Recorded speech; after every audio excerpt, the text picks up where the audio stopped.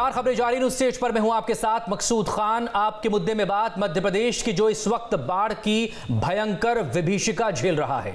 उधर कांग्रेस बीजेपी में बाढ़ को लेकर सियासी बयानबाजी की मानो बाढ़ आ गई हो।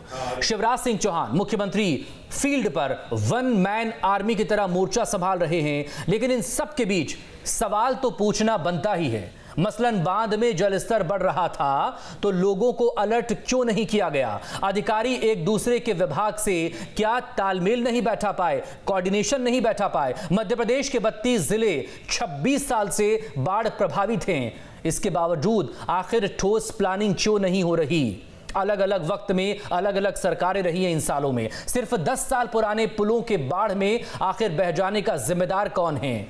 क्या घटिया क्वालिटी का निर्माण हुआ? मसला कोई और है? तमाम सवालों के जवाब तलाशने की कोशिश होगी खास मेहमानों से, लेकिन पहले की रिपोर्ट। मध्य प्रदेश में बाढ़ से हाहाकार मचा हुआ है। कई गांव अब भी बाढ़ में डूबे हुए हैं, तो जहां पानी उतर आया है वहां लोगों के सामने जिंदगी को दोबारा शुरू करने की चुनौती मुहबाए खड़ी है। लेकिन मध्य प्रदेश में बाढ़ की विभीषिका के बीच सियासत भी चरम पर है। दरअसल बीजेपी एमएलए रामेश्वर शर्मा ने बाढ़ के लिए कांग्रेस को दोषी बता दिया है। रामेश्वर शर्मा ने कहा है कि कांग्रेस की सरकारों ने अटल जी की नदी जोड़ो परियोजना पर ध्यान नहीं दिया। तो उधर कांग्रेस का कहना है कि बाढ़ के हालात बनने के समय सीएम शिवराज जंगल सफारी कर रहे थे। वहीं पूर्व मुख्यमंत्री कमलनाथ ने सरकार की नीयत पर ही सवाल खड़े कर दिए हैं। इस बीच कमलनाथ 7 अगस्त से ग्वालियर चंबल के बाढ़ प्रभावित क्षेत्रों का दौरा करेंगे। इधर कमलनाथ के दौरे पर बीजेपी विधायक रामेश्वर शर्मा ने कहा है कि वो सिर्फ हवाई दौरे ही करते हैं।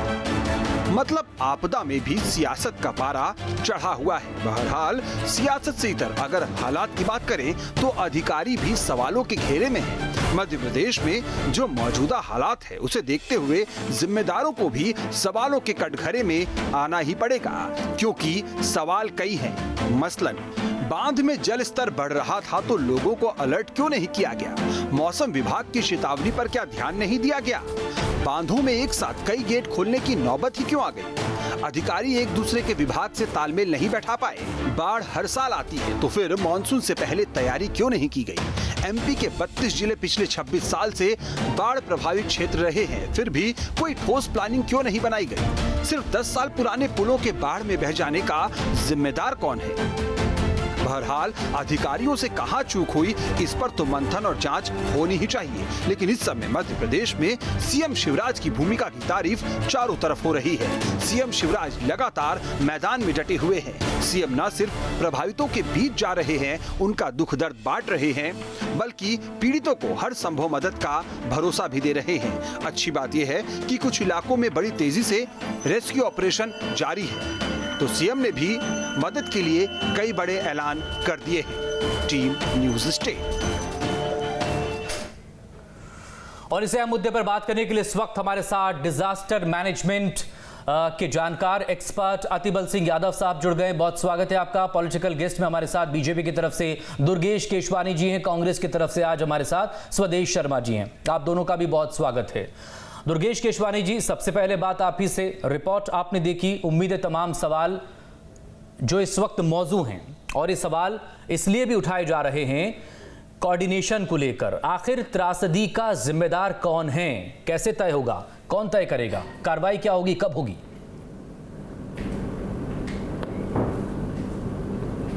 देखिए मकसूद जी, सबसे पहले तो जो हमारी प्राथमिकताएं हैं, जो बाढ़ में फंसे हुए लोग हैं उनको उनका रेस्क्यू करना है, जो कैंप्स में रह रहे हैं उनको ताज़ भोजन पहुँचाना, क्योंकि इतनी भयानक स्थिति पूर्व में कभी भी नहीं देखी गई। कभी भी इस चीज़ को नहीं देखा गया कि इस कदर से इस जो पानी ने सब चीज़ बहा दिया। आप देखेंगे 1.5 मंजिल तक वहाँ पे डूब में आ गई हैं। जो आदमी का राशन, जो खाने की सामग्री, अनेक सामान जो रोज़मर्रा रखे हैं वो सब पानी में डूब चुके हैं। जो मुझे लगता है कि उनसे और मेन जो है, जो रेस्क्यू करते हुए उन लोगों को उन शिविरों में पहुँचाना है, उस शिविर में उनके भोजन की पर्याप्त व्यवस्था हो, सब चीज़ों के काम माननीय मुख्यमंत्री जी और कमेटी हमारी सभी मंत्रीगण जो प्रभारी मंत्री हैं, हमारे भारतीय जनता पार्टी के प्रत्येक कार्यकर्ता, नहीं वो सब काम हो रहा है, शर्मा जी ने आह्वान वो सब काम हो रहा है और हम लगातार उसको दिखा भी रहे हैं। घड़ी में हम लोग उसके साथ खड़े हैं। वो सरकार की जिम्मेदारी और सरकार अपनी जिम्मेदारी बखूबी निभा रही है, इस पर सवाल नहीं है। सवाल तो इस डिजास्टर पर है, इस आपदा पर है जी। कैसे जिम्मेदारी तय होगी? आपके एक नेता विधायक हैं, वो तो कांग्रेस को जिम्मेदार बता रहे हैं। रूप से मतलब अब इस बयान पर हंसे या क्या करें, हम कैसे रिएक्ट करें इस पर? देखिए आपकी आवाज कम आ रही है मुझे। नहीं देखिए, वो अपनी बात रख रहे हैं उस चीज को लेके। जो नदी जोड़ परियोजना थी माननीय अटल बिहारी वाजपेयी जी के टाइम पे, ये उसकी बात कर रहे हैं। और निश्चित रूप से अगर इन चीज़ों को जोड़ के किया जाता तो निश्चित रूप से डिजास्टर कम होता, या आपदा जो है वो निश्चित रूप से कम होती। पर चूंकि अब फिर से हमारी सरकारें निश्चित रूप से कहीं भी उनको प्रयास किया जाएगा। जिन नदियों में बाढ़ आई, क्या वहां पर क्या बादल फटा था किसी इलाके में? क्या वहां पर अचानक से अतिवृष्टि हो गई, ऐसी बारिश हुई कि जिसे काबू ही नहीं किया जा सके? या फिर एक साथ बांध के तमाम दरवाजे खोल दिए गए, तमाम गेट खोल दिए गए, इस वजह से ये त्रासदी आई है?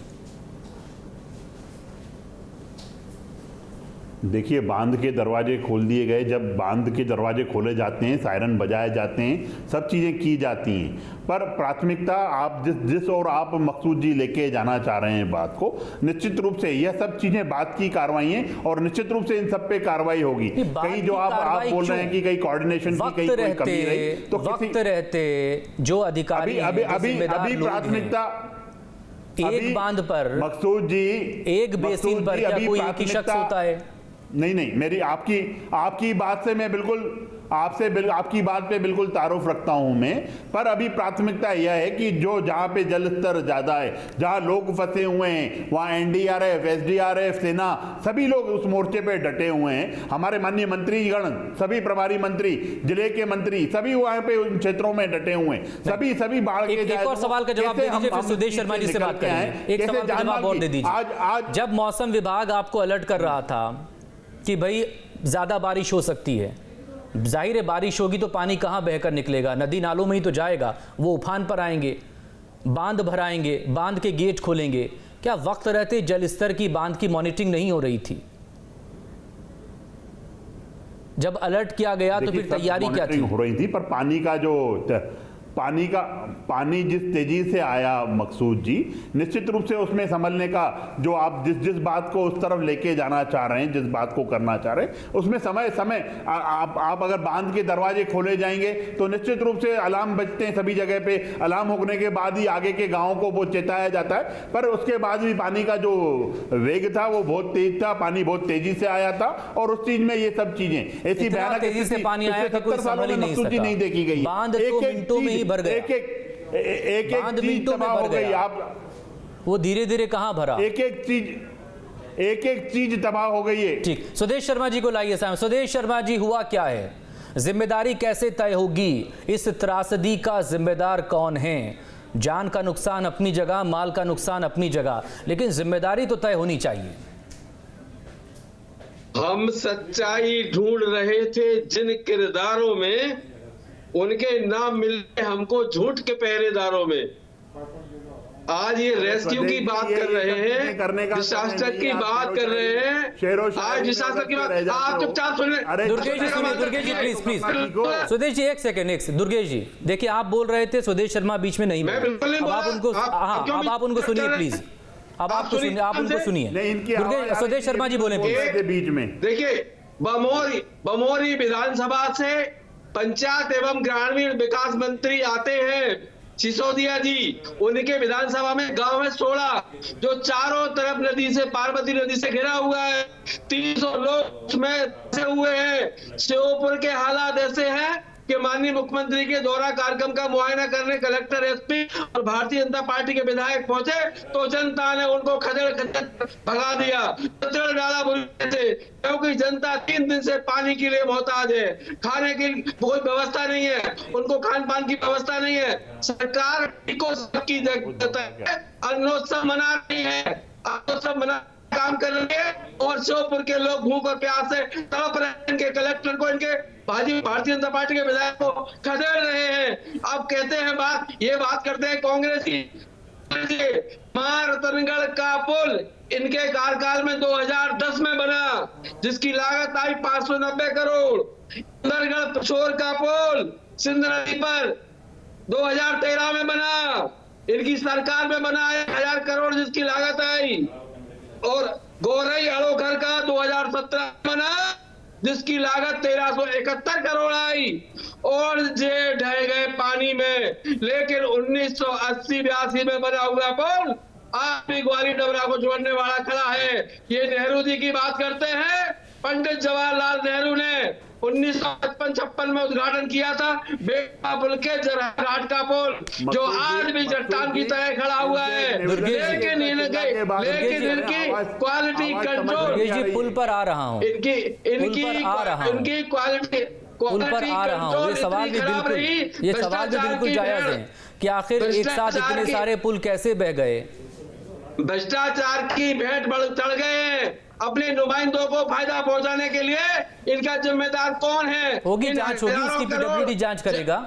टैक्स पेयर के पैसे का दुरुपयोग किया गया है। और आप और सुन लीजिए, ग्वालियर जिसको स्मार्ट सिटी का दर्जा दिया जा रहा है, वहां की सड़कें ऐसी हैं कि हंस रही हैं सड़कें।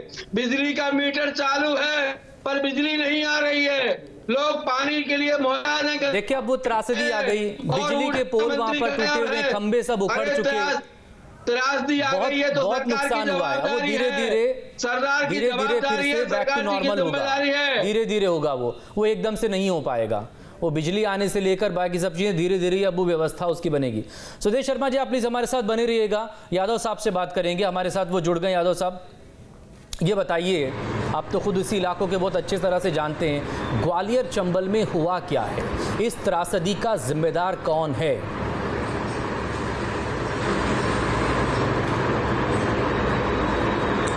हाँ, ग्वालियर में अभी जो बाढ़ की है उसके आसपास है। ग्वालियर में अभी कोई बाढ़ नहीं आई है और ग्वालियर का अभी तिगरा भरा भी नहीं है। लेकिन आसपास इलाकों में जो सिंध नदी से जुड़ा हुआ इलाका है, वहाँ थोड़ा ज़रूर बाढ़ की स्थिति आई। पिछले जो डैम बने हुए हैं, डैमों का पानी एक साथ कहीं छोड़ दिया गया है, उससे थोड़ी स्थिति बिगड़ी थी। तो लेकिन फिर भी सब जगह हमारा रेस्क्यू दल और जगह जगह के जो रेस्क्यू दल हैं जिलों के, उनको लगा दिया गया था और समुचित जितना हो सकता है उनका रेस्क्यू किया गया और लगभग सभी को सुरक्षित बचाया गया। यादव साहब, क्या इस बाढ़ को रोका जा सकता था? वक्त रहते कोऑर्डिनेशन होता और जिम्मेदार लोग अगर सही से मॉनिटरिंग करते तो।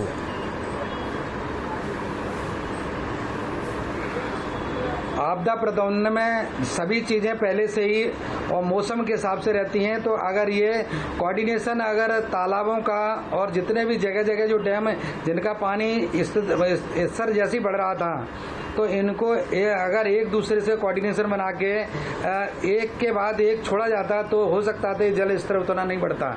तो इतना कंट्रोल किया जा सकता। तो थोड़ी सी त्रुटि कहीं थोड़ी बहुत तो हुई है, लेकिन चूंकि प्राकृतिक आपदा भी इसे कहेंगे, एक साथ पानी कुछ इलाकों में ही बरसा।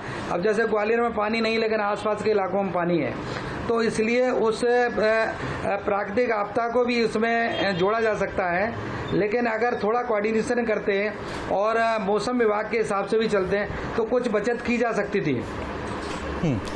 जो पुल बहे हैं, 5 से ज़्यादा पुल बह गए अलग अलग जगहों पर, क्या वाकई में पानी का बहाव इतना तेज़ था, या फिर सवाल यहाँ पर क्वालिटी पर भी उठते हैं कि घटिया निर्माण हुआ, लिहाजा वो बाढ़ का एक झोंका भी नहीं सह पाए, बाकी दूसरे पुल तो अपनी जगह पर खड़े रहे।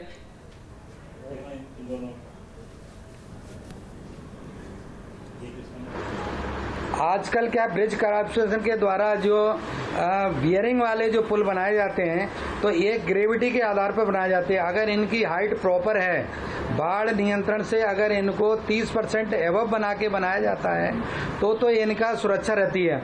अगर किसी भी पुल पे पानी अगर आ जाता है तो वो पानी की जो क्या नाम ग्रेविटी वैल्यू है वेट वाली, वो 0 हो जाती है। ऐसी स्थिति में क्या रहता है कि पुल अपने जो पिलर से और बाढ़ की जो रफ्तार है उसके हिसाब से वो 0 स्थिति में आते वो बह जाता है। तो ऐसी स्थिति में जिस पुलों पे पानी की उम्मीद मानी जाती है उससे 30% का रेवब बनाया जाता तो ये नौबत नहीं आती। एक्चुअली में पानी का जो लेवल एक साथ जो बढ़ा है उसके कारण उनकी पुलों की वेट वैल्यू 0 होने के कारण पुल तैर गए, इसलिए जो भाग ज़्यादा तैरा था उतना वहाँ से ब्रेक हुआ है। अगर यही स्थिति अगर पीछे से कंट्रोल होती तो बचाया जा सकता है। अब ये कंस्ट्रक्शन के ऊपर था, अगर उन्होंने वहाँ वाटर लेवल और पीछे की जो डैम और उनकी वैल्यू सब निकाली होती, भविष्य में एक साथ डैम कब छोड़े जाएं और उसके बाद कितना मैक्सिमम बढ़ाया जा सकता है और प्राकृतिक आपदा का भी ध्यान रखा जाता तो हो सकता था ये नौबत नहीं आती। प्लानिंग का अभाव था, यानी कि ठीक से प्लानिंग नहीं थी। क्या कोई ठोस प्लानिंग इस तरफ हो सकती है यादव साहब? मध्य प्रदेश के 32 जिले पिछले 26 सालों से बाढ़ के असर में रहे हैं, लेकिन क्या इस तरफ ध्यान दिया गया है सरकारों की तरफ से? और आगे इस तरह का कोई डिजास्टर ना हो, क्या इस पर कुछ हो सकता है?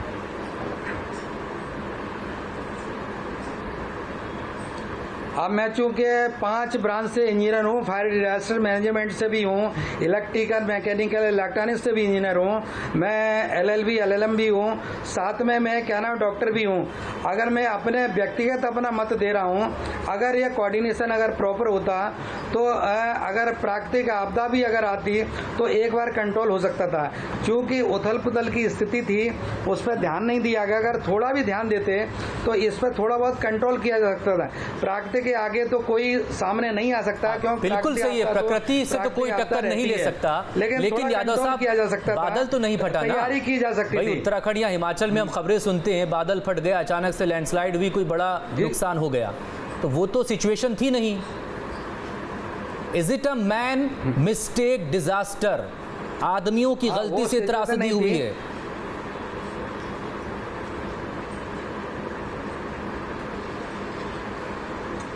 मैं एक्चुअली क्या आप हिमाचल में भी उत्तराखंड में भी सब जगह नौकरी कर चुका हूँ। मैं काना पावर ग्रिड को भी चला चुका हूँ, भी हमारा 7वां स्टेट नौकरी का है। तो मैं चूँकि हाइड्रो पावर में भी रहा हूँ, इलेक्ट्रिक में रहा हूँ, तो कई जगह नौकरी की है, तो उस हिसाब से भी देखा जाए वहाँ का भी मैंने देखा है। लेकिन अगर थोड़ा सा कंट्रोल प्रॉपर रहता, सभी सजग रहते तो थोड़ा कंट्रोल हो सकता था। ठीक, दुर्गेश केशवानी जी जवाब दे दीजिए। एक साथ इसलिए सवाल किया ना यादव साहब से, मंजूर थी अगर डैम बाई चांस। आप कह रहे थे कि आप जिस तरफ जाना चाह रहे हैं वहां पर बाद में जाएंगे, हम तो कह रहे हैं आप आज ही जाइए उस तरफ। राहत और बचाव पुनर्वास अपनी जगह है, लेकिन जिम्मेदारी तो तय करनी पड़ेगी आपको। देखिए मकसूद जी, निश्चित रूप से जो आप कह रहे हैं, आप ही की बात को हम आगे बढ़ा रहे हैं। उसके जांच के जिन पुलों की आप बात कर रहे हो, उनके पुलों की जांच के आदेश दिए जा चुके हैं। वो पुल जो बने हैं, जो आर्किटेक्चरल गवर्नमेंट की जो प्लानिंग इंजीनियर्स की रहती है, उसमें कहीं अगर कोई चूक हुई है, कहीं त्रुटि हुई है, तो निश्चित रूप से उसको भी बख्शा नहीं जाएगा। मैं किसी चीज़ की तरफदारी नहीं कर रहा हूँ, पर जब ये चीज़ें बनती हैं तो इनका निश्चित रूप से एक लोड काउंट किया जाता है कि इन पुलों से कितना लोड गुजरेगा, क्या गुजरेगा, और जो पानी का वेग आया है वो किस हद तक उस चीज़ को सेंस कर सकता है। इन सब चीज़ों के लिए वो कार्य किए जाते हैं। पर उसमें जो आप बात बोल रहे हैं मकसूद जी, उस पे अक्षर से मैं भी बड़ी गंभीरता से मैं करोड़ों रुपए खर्च करके आपने पुल बनाया मकसूद जी, और ये पुल किसके पैसे से बना है? भाई जनता के टैक्स का पैसा है ना, लोगों की गाड़ी कमाई का पैसा है, वो हिसाब तो देना होगा। उस गाड़ी कमाई का एक एक पैसे का हिसाब उन लोगों से लिया जाएगा जो त्रुटि की है, जिन्होंने, वो निश्चित रूप से शर्मा जी पीछे भी आपको देखेंगे। पर मेरे कांग्रेस के शर्मा जी, नहीं, मेरी बात आ जाती है पूरी उस बात को का ये जोर से चिल्ला के बातें कर रहे थे, आश्वासन दे रहे हैं, जोर से बता के ये बातें, जिम्मेदारी भी तय हो जाएगी और पुल जो टूटे उसकी भी जिम्मेदारी तय हो जाएगी। आप सब्र करें थोड़ा सा। देखिए भाई, बिल्कुल साफ कहना है मेरा, भारतीय जनता पार्टी की जब से सरकार में आना शुरू होगा 2003 के बाद, जब से बिलो टेंडर होना शुरू हुए, यहाँ टेक्निकल भी बैठे हैं और आपदा प्रबंधन के लोग भी बैठे हैं। आप समझ सकते हैं इस बात को। बिलो टेंडर होने के बाद आप लोग को तो बातों को ही हम संज्ञान में ले रहे हैं और उन संज्ञान में ही निश्चित रूप से कार्रवाई की जाती है। विभागों में शिथिलता बरती जाती है। आप वरिष्ठ नेता हो, ऐसे जोर से चिल्लाकर बातें करना शोभा नहीं देता है। जिस तरह से अपनी बारी पर बोलिए प्लीज। स्पीच नहीं दे रहे हो, बीच में वो आपको सुन रहे हैं, आप उनको सुनिए। सदेश शर्मा जी बोलेंगे, सदेश शर्मा जी बोलेंगे। सदेश शर्मा जी प्लीज कंप्लीट। मकसूद भाई, कांग्रेस जमाने में चाहे इंदिरा सागर बांध हो, चाहे गांधी बांध हो, ओंकारेश्वर बांध हो, मणिखड़ा बांध हो, पारिसा बांध हो, माता टीला बांध हो, टिकरा बांध हो, तवा जलाशय हो, राजगढ़ बांध हो, भीमगढ़ बांध हो, बाणसागर बांध हो, बरगी बांध हो, बारना बांध हो, माही परियोजना हो, कोलार परियोजना हो, मान परियोजना हो, किसी भी परियोजना में आज तक कोई नुकसान नहीं हुआ है। 1916 के अब तक जो बने हुए जोर से चिल्लाकर बोलने से जो नहीं हो जाएगा। देखिए सांच को आंच नहीं होती, सांच को आंच नहीं होती। आपके जमाने में 2010, 2013, 2017 में सुदेश शर्मा जी, आप कहाँ ये सब गिना रहे हैं? अभी इतना वक्त नहीं है। दुख की घड़ी में, उस तकलीफ की घड़ी में बीजेपी के विधायक तो कांग्रेस को जिम्मेदार बता रहे हैं इन त्रासदियों का कुछ भला हो जाता। आज तक अब तक जो भी त्रासदी आई है उसके लिए कांग्रेस जिम्मेदार है, ये बीजेपी के सीनियर विधायक कह रहे हैं। देखिए मैं यही तो मैं कह रहा हूँ, कांग्रेस की जिम्मेदारी अगर ठहराना होता तो नेहरू जी ने जो बनाया, इंदिरा जी ने जो बनाया, राजीव जी ने जो बनाया, या डॉक्टर मनमोहन सिंह जो बनाया, 23 प्रबंधन आप बेच चुके हैं। आपको जो बनाया कांग्रेस ने बनाया वो आपने बेचने का काम किया। आप बता दीजिए, मैंने 16 डेमो के नाम बताए, आपने एक बनाया हो तो एक का नाम बता दीजिए। हमने हजारों स्कूल बनाए, हजारों अस्पताल बनाए, आप एक का नाम बताए। आपने किया क्या है? सिर्फ अपना उपकृत करने के लिए सरकार का खजाना खाली किया है और जनता को कट के वोट दबा दिया है। आज स्थिति और चलती हुई सरकार गिरा, चलती हुई सरकार को अगर आप 30 सेकंड दुर्गेश शर्मा जी, दुर्गेश केसवानी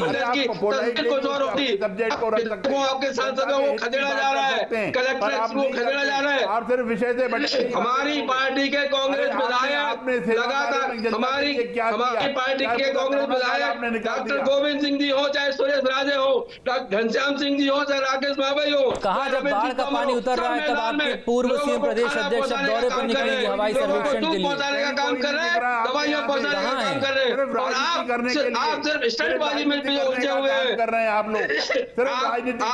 अरे आपदा के समय में तो साथ खड़े होना चाहिए, जनता के दुख में खड़ा होना चाहिए। जनता की आज देखिए बमोरी विधानसभा में 300 लोग एक टापू में फंसे हुए, उनका रेस्क्यू नहीं हो पाया है। माननीय गृह मंत्री महोदय को मुख्यमंत्री हेलीकॉप्टर ने, बहुत शुक्रिया, वक्त इतना ही है। बहुत शुक्रिया यादव साहब, स्वदेश शर्मा जी, दुर्गेश केशवानी जी। लेकिन जो त्रासदी आई है, जो हादसा एक बड़ा हुआ है, उसको लेकर जिम्मेदारी तो तय होनी चाहिए, चाहे वो अचानक से बांध के सभी गेट खोलने का मामला हो या फिर 10 साल पुराने पुलों के टूट जाने का मामला हो। छोटे से ब्रेक के बाद छत्तीसगढ़ की बात। बहुत शुक्रिया।